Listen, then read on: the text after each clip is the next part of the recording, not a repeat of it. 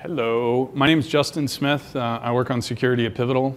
I wanted to talk with you guys today a little bit about key management in the cloud. And I think the thing that motivates this talk more than anything, over the last few years, I've gone out and talked to a lot of customers. Key management is obviously something that's a pervasive topic in enterprises and really any serious platform. And I've come to believe that there are some basic concepts that people just kind of miss.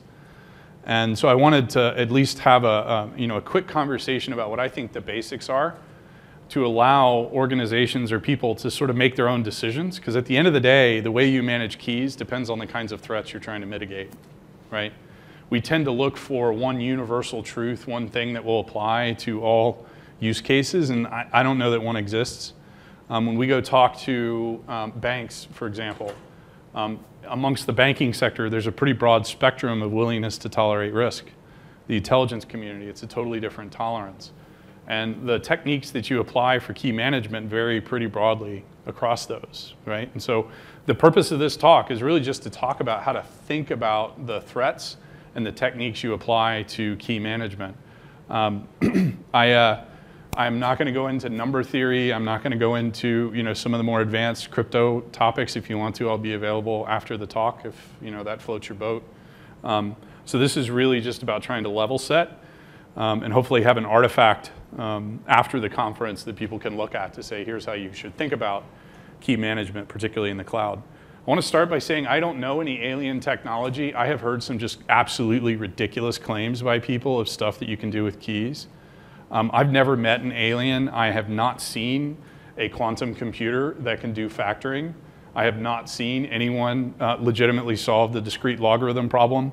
I have not seen anyone deal with a way to hide a key from everything except for one thing. It's a really odd sort of black art, key management. People tend to think that there's some alien way to do it. I don't know of that. I'm being pretty snarky here. But what I'm going to talk about here, I hope, is very practical and something you can leverage after the fact, right? So anyway, let's think about a really simple scenario, right? I have a very simple mind, so I tend to think of things in very naive terms. You can ask my ex-wives about that as well. But let's think about a very simple example. Let's say I'm at a football game, and at the beginning of the football game, we're going to flip a coin. Everybody's seen this. Right? There's two parties, and then there's the official. Why is the official there? Why can't the two parties just flip a coin on their own and figure out heads, tails? Because there's no trust between the parties, right? And so the typical theme in security, and my career in security and cloud security is we tend to rely on trusted third parties everywhere, right? It's been beaten into my head so much, it's hard for me to imagine a world that doesn't have trusted third parties. Because I actually think things kind of fall apart when you don't do that, and it's really fascinating. I think we're at the dawn of that time, quite frankly. But there's a trusted third party. Everyone trusts the third party to make legitimate decisions, right? And it's sort of part of the game of being in the negotiation. Right? And you can actually view this as part of game theory, right? These things can actually be gamed and treated as, legit game theory problem, right? So trusted third parties are everywhere. I'm going to give you an example of how this applies. They tend to apply in protocols like Kerberos, WS Trust, SAML, OAuth2, OpenID Connect, blah, blah, blah, blah, right? So here's the concept. This is the magic triangle for protocols. And I believe this very much relates to key management. I'll get to that in just a second, but bear with me. So you have a trusted third party, right? In OAuth2 parlance, this is called the authorization server. In Kerberos, it is your KDC, right? There's lots of names for these things. You have the blue dot on one side that is going to receive a message. The dot on the other side is going to try to send a message. So the first thing that has to happen is there's trust, trusted third party, right? So there's an implicit trust or an explicit trust that's defined. Usually this is done with PKI, but it can be done with a symmetric key exchange. The next thing that happens is the green dot presents some material to the authorization server to say, this is who I am. whether it be a silicon-based life form like a process or whether it be a human being, a meat person, right? And then the authorization server figures out, is this legit or not, right? And then sends back a response that should include some type of token. In the OAuth 2 world, this is typically a JSON web token. That JSON web token is signed with a credential. It's signed with a private key. Everybody with me so far? Right? So the magic credential here is actually the private key that the trusted third party has. And that's where we're going to drill into this conversation. And then the green blob sends the JSON web token along with whatever else, right? And then the receiver validates the message and says, can you actually do this, right? Everybody, we're all familiar with this. I've devoted a chunk of my career to these things. Like, I don't know if it was worth it or not, but it happened, right? But this is how we sort of deal with computing today. So let's think about this trusted third party. Really drill into what it means. At the end of the day, this thing runs on a server or multiple servers. And there's a process that runs on that server. And when I say server, it could be a container, right? I don't actually care if it's an actual physical server, if it's a virtual machine, or if it's something running inside a container. To me, the concept is the same, right? So there's some containment unit, some unit of isolation, there's a process running in it, and then somehow a key has to be made available. I know this sounds ridiculous and pedantic. You're like, yeah, get to the point. If you are confused about this, nothing else will make sense, and I find that quite often people get confused about this, right? So there's a key that's got to be available to the process. It's got to sign a token. The only way it can sign a token is if it has access to the private key. Make sense? Now again, I don't know any alien technology. I have literally heard people with a straight face claim that that private key is encrypted for anything except for that process to use. I do not know how that works. If somebody can explain that to me, I really want to know. So the key has to be available in plain text to the process. Everybody with me so far? So let's spell it out really simply. The key has to appear to the server somehow. It could also be generated on the server, right? But somehow it has to appear on the server. The server, therefore, has to have access to the key. The process has to have access to the key as well. So the basics. I'm telling you, people get confused about this stuff all the time. So the question becomes, how do we protect the key? How do we protect that key? And this is where it comes down to risk mitigation. What are the risks that you're willing to tolerate? What are the risks that you're not willing to tolerate? And this is very dependent on your use case. What are you trying to protect it from? And why are you trying to protect it? What would happen if the thing leaked? So use case number one is, what about the storage of the key or transmission of the key? Right? So if the key has to appear on the server and be available to the process on the server, and somehow it might have to transit over the network and be made available to that process, right? You could dump the key on a file. Anybody heard of doing this before? Okay, you could do that. But somehow, when it's stored in a central repository, when it's transmitted over the network, you got to protect that thing. Quite often, people just send these keys over TLS channels, right? Technically speaking, that's not okay, right? When you store and transmit keys, you tend to want to do something called key wrapping, right? And so you want to wrap the key and basically encrypt the key with another key. Oh my God, what the hell are you talking about, right? So you have a key that encrypts another key. I'll give you a very clear use case for this. Let's say you're running a data service. You've written your own magic data service, right? And maybe you're a multi-tenant data service, right? So you actually have parts of your business that, you know, are not allowed to necessarily share data directly. And so if you're going to be taking backups for some sort of oddball DR scenario, or maybe for compliance reasons, right? You may want to encrypt those backups. Make sense? So each one of your tenants might, their data blobs might be encrypted with its own key. And that key could be distributed to the owner of that data service, that particular shard of the data service. With me so far? What are you going to do with that key? You still got to have access to it. So what you tend to do is encrypt that with another key called a key encrypting key. Make sense? I don't know how to hide the data from the owner of the data service. There are people that have made claims like this to me. I don't know how that works, right? That's alien technology to me. I've also heard people claim that their public cloud provider cannot see information executing on their CPUs. I don't know how that works either, right? These are things that we've just come to accept, right? If anybody wants to explain it to me afterwards how it works, like I'm totally all ears, right? And I'm not just being sarcastic. There may be a way to do it. So key wrapping. What are the semantics around wrapping keys? The problem here is it's not widely defined, right? So how you actually encrypt a key and the algorithm that you use to encrypt a key is a little bit fuzzy, right? You can go talk to some of the premier cryptologists in the world, and they may look at it slightly differently.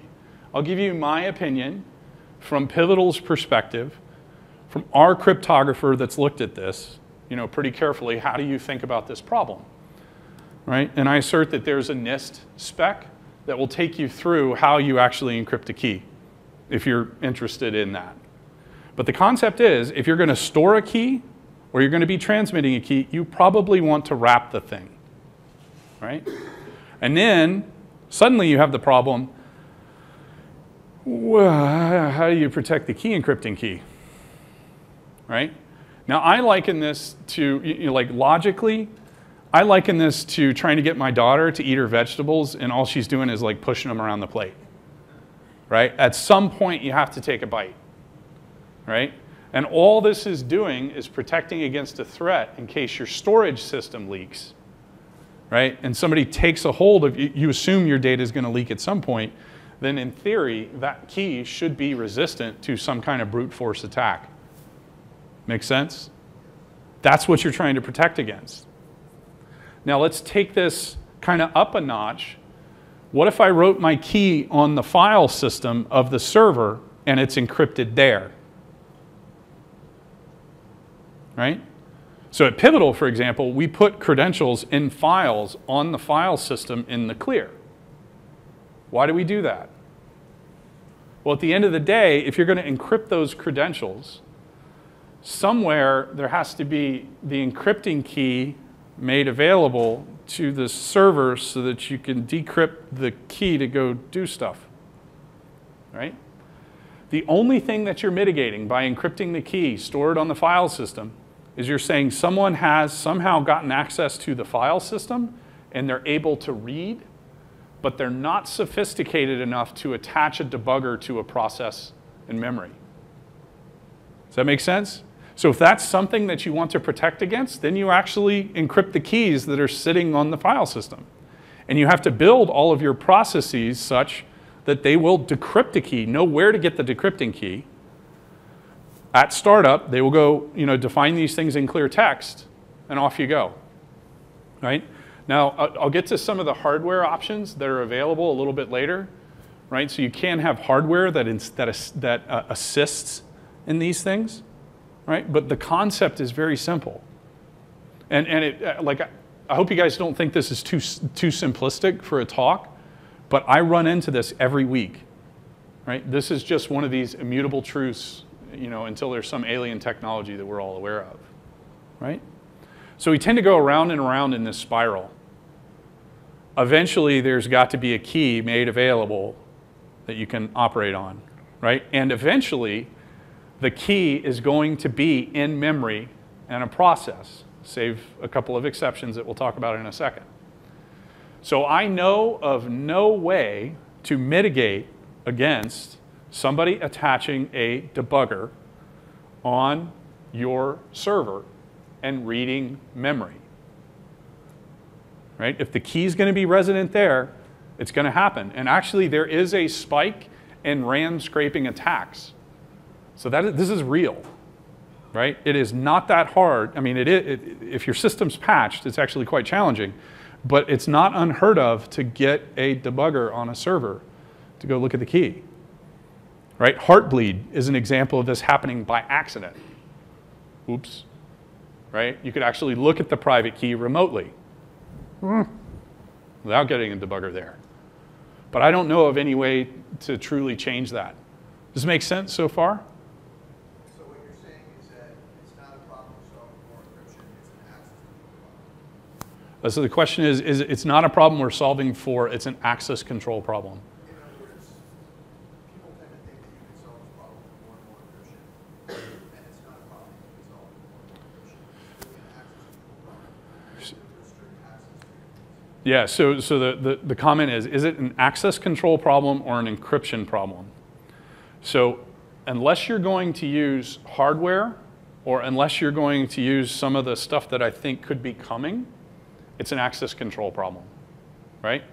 And there's a really important subtlety that we're going to drill into here in just a second, because I don't think there's a universal answer to that question, unfortunately. But again, what I'm trying to do is equip you guys with the information so you can make your own trade-offs, right? You got to be very careful in this scenario that you're not just pushing your vegetables around on a plate, right? It's a trap that you fall into very easily here.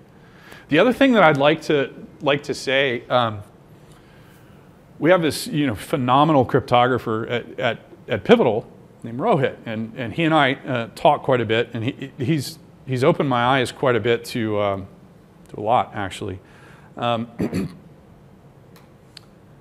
In the security world, the first time you come face to face with some of these realities, it's like in your 20s, you come to terms with your own mortality. Like, I remember the first time I realized in my 20s I was going to die at some point, right? And I couldn't keep running around like a lunatic. I was skydiving and doing all kinds, riding motorcycles, all kinds of crazy stuff, right? Still did that for a while. With security, you kind of have to become aware that there are some risks that you just can't completely mitigate, right? And it kind of leaves a mark on you. Because often in an organization or an enterprise, they tend to look to the security team, say, mitigate everything. Like, I don't know how to do that. And they get really upset if you say, I don't know how to do that. So you have to kind of be willing to say, yeah, I got it. Right? And that's a very uncomfortable position to be in, right?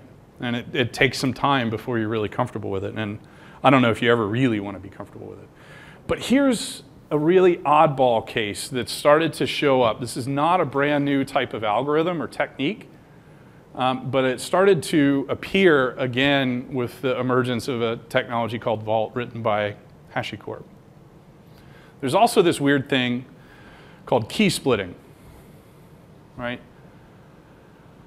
And so the idea of key splitting is you take a credential and you split it up into parts, and you can distribute those parts of the key to different participants. They can be meet people or something else, right? And then when you want that key to be made available to the server or a process, some number of those participants have to agree, and they have to present their shard of the key, right?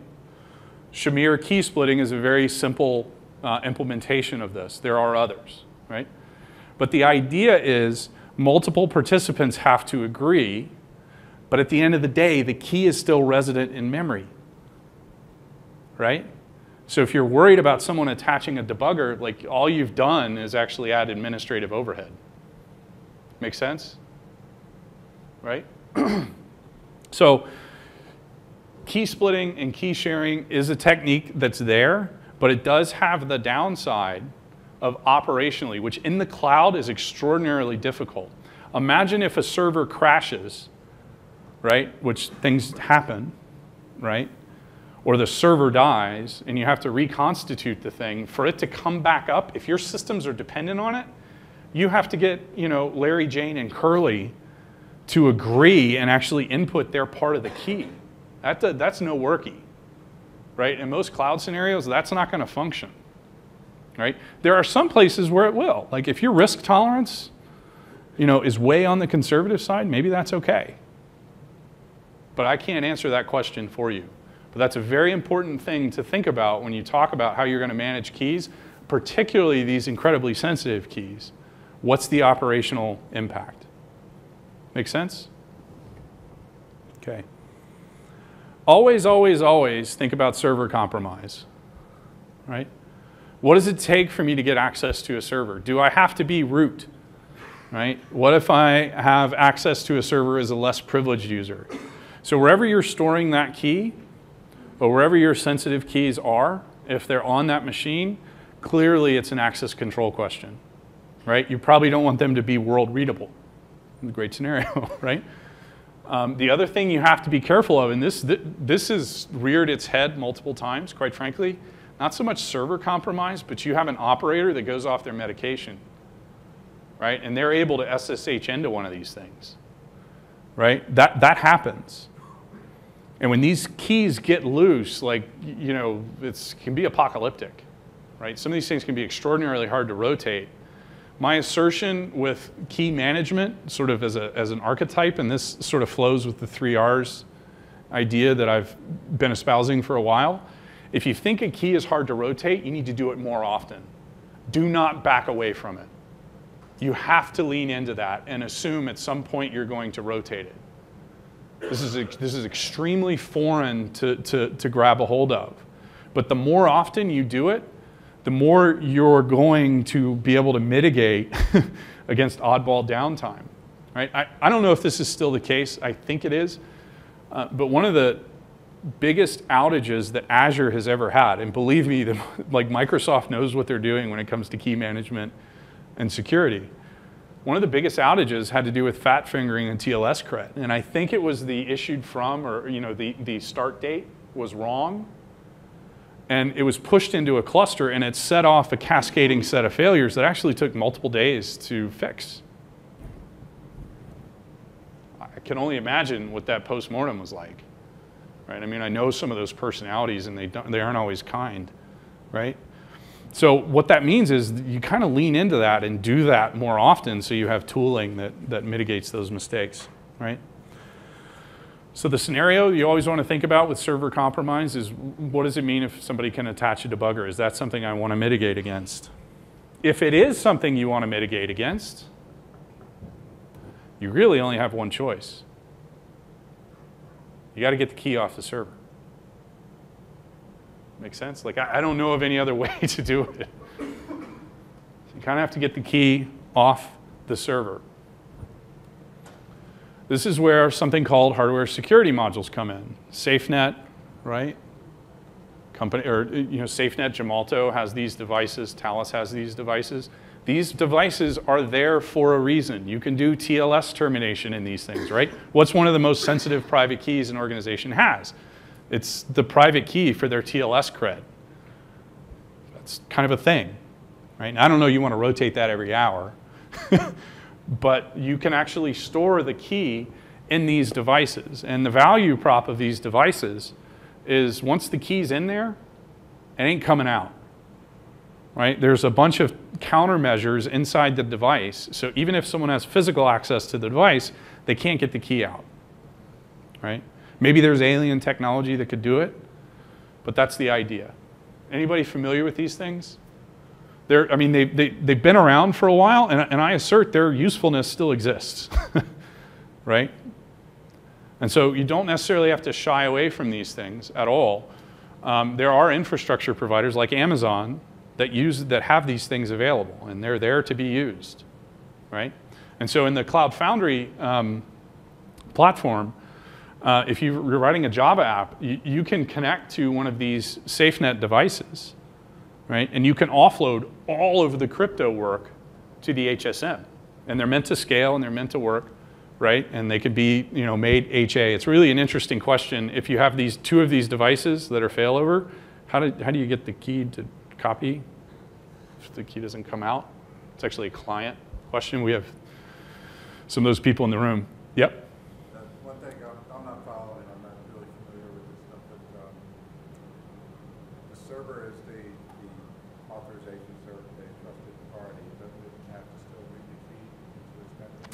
the key? That's a great question. So doesn't the process on the authorization server, to go back to our OAuth 2 example, still have to have access to the key, right? How does it do the signing operation if it doesn't have access to the key?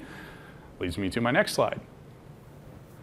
So these devices can be on board the server, or they could be network attached devices. the authorization or the authentication mechanism for a network attached device is going to be different from one that's actually on the server. Make sense? So it's a great point. So you can still misuse the key, but you just can't steal the key, right? And so the way this typically works is the process will have access to a credential. Public-private key pair, let's say it's doing mutual TLS with the HSM, which is actually what happens, right? The crypto work that your process is doing, there's a special SDK that you use that instead of doing the calculation in the process, it's offloaded to the device and the response comes back. It's actually a really intricate SDK that does this. This is not a toy, right? And so all the crypto work is done there, so the key never leaves the server. But if somebody gets a debugger on the device or on the server, they can still trick the HSM. This is a version of a confused deputy attack, right? And so the HSM may not know that the actor that's asking it to do something is malicious, but that's very different from stealing the key. From a risk point of view, it's different. It's very subtle, but it's very different. Make sense? Does that answer your question? Cool. Yep. I can manage like keys or certificates that I use for like mutual SSL stuff. I mean, one of the problems that we experiencing, for instance, in Cloud Foundry is like where to put the, the certificates for like SSL to some of the things that are, self-signed. Yeah, let's talk about mutual TLS afterwards. But you can offload the TLS negotiation to a device, right, to an HSM. There's something we're working on in Cloud Foundry in the routing tier to actually terminate that inside a container or offload it to a device. That's a topic I'm happy to address afterwards. But the key still exists. It exists. It's still there, but it's on a device. So somebody could mission impossible into your data center, figure out the HSM device and steal it and then like jettison out the ceiling with it. Okay, then you're kind of screwed, right? That doesn't happen, at least I'm not aware of. Maybe aliens could do it. Now we're going to get weird. What if the key doesn't exist? What if the key actually doesn't exist any one place? That's weird. Now we're talking about some alien stuff. I mean, kind of weird. So we take our trusted third party model and say, nah, you know what? We don't need the trusted third party, right? And the emblematic example of this is the Millionaire's Problem. Anybody heard of this? So millionaires tend to be competitive, right? So you have two millionaires and they want to say who has more money, but they don't want to appoint a third party because they don't want to disclose to that third party how much money they have, and they sure as hell don't want to tell the other person how much money they have. They just want a greater than operation to be performed so somebody's a winner. Another one is bricklayers. Bricklayers, turns out they're very competitive, right? So could you do a greater than operation without a trusted third party? Is there some protocol that would make this work? So a branch of cryptography is, a legit branch of it is actually the study of protocols. And it turns out that you can. You can do some of these calculations and computations in a decentralized way. And the topic that immediately comes up is blockchain, gotta have the blockchain, like this. Most people don't have any idea what this is, right? I don't think the blockchain applies here for this scenario. It has lots of other uses for smart contracts and things like that. But there is this branch of cryptography called multi-party compute, and I think it's extraordinarily promising. It really deals with the decentralization of these computations, right? And so that means that you have participants that have part of the key, and they're able to communicate with one another to perform an operation like an RSA signature or an AES encryption or decryption operation. So you basically distribute the AES circuit amongst multiple participants. It's wild stuff. And I assert that in the next 5 to 10 years, we're going to see this fundamentally change everything from the way we think about key management to the way we think about protocols. The reason I started with the OAuth 2 protocol is that's focused on a trusted third party. If you can get rid of that trusted third party, I mean, like weird things start to happen. It's really cool. But I'm terrible with predictions, especially about the future. I've been wrong so many times. Like I've turned down jobs where I'd be like flying, have my own jet right now if I, just because I thought the business was a dumb idea. But I'm super excited around this area of multi-party compute, right? And I think in the next 5 to 10 years, it's going to show up. It's not the grassroots movement that the blockchain or Bitcoin is, right? It's actually coming from academia, but it's still about decentralization. So keep your eye on that.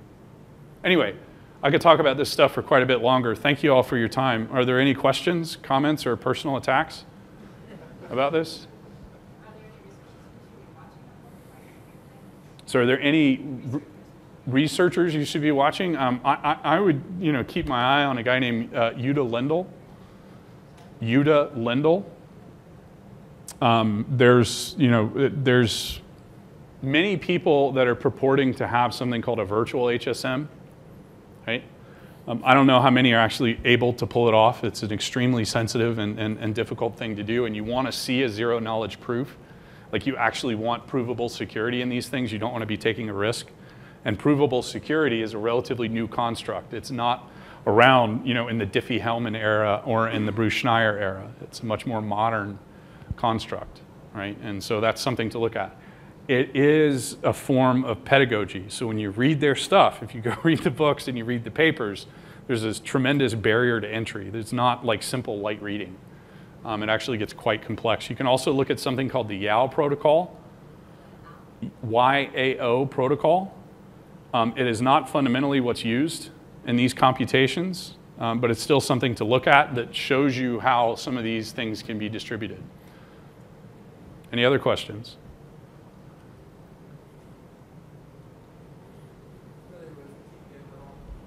TPM? Yeah, it's funny, we were talking about this briefly at breakfast. So the idea with a TPM, it's a bit of an oversimplification. It's kind of like an HSM. It's hardware dependent, right? And you end up with a credential that is buried as physically part of the server, right? And so you can look at this through two different camps. You can say, I'm in the Andreessen camp where software is eating the world and hardware doesn't matter. Right? Part of my, I used to work at Google, and the hardware and software people were not really talking. It was sort of a written rule. You don't talk, right? So you can view this as saying it needs to be software specific, or you can say, you know what, this is actually a realm where hardware still makes sense. I don't know an absolute answer there. But I think Intel does have tremendous promise. SafeNet, Gemalto, I mean, they kind of blew my mind this morning with some of the stuff that they have, right? So I don't actually have a belief which way it's going to go.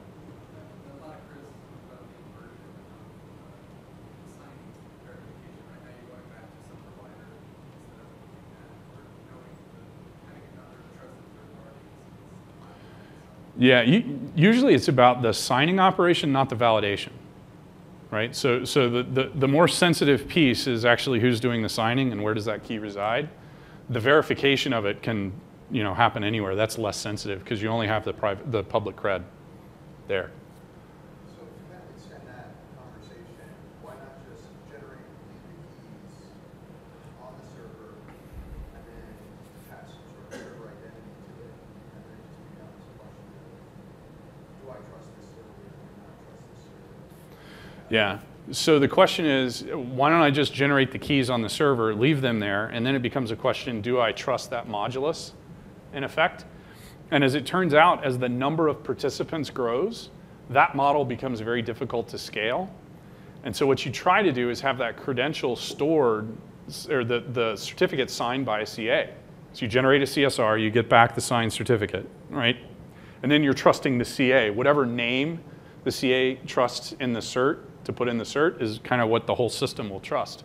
Then it becomes a question of how do you authenticate the presentation of a CSR? And so it's one of those things where you're just kind of pushing vegetables around the plate, in my opinion.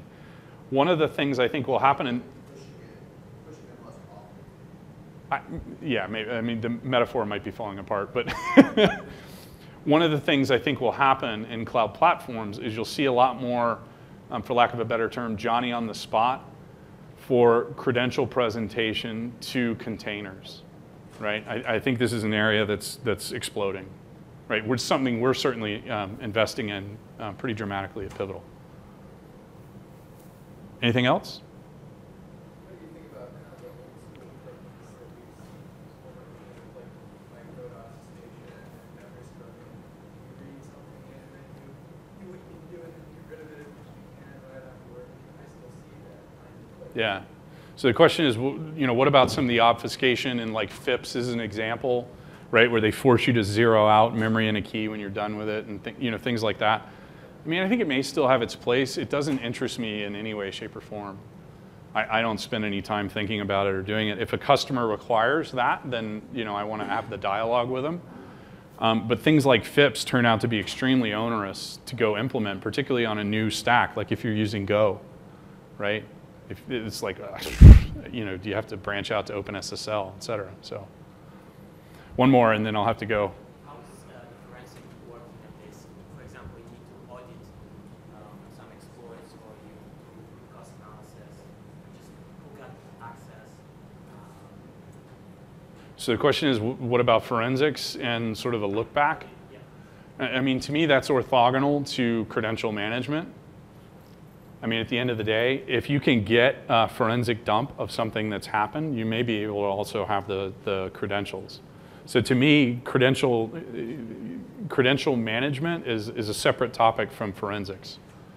Because it'll also depend on how fast you rotate your keys, right? So if you rotate your keys every 10 minutes, like that's a totally different problem than if you rotate them every year, right? And so I think it's yet to be seen what happens in the hyper short credential lifetime scenario.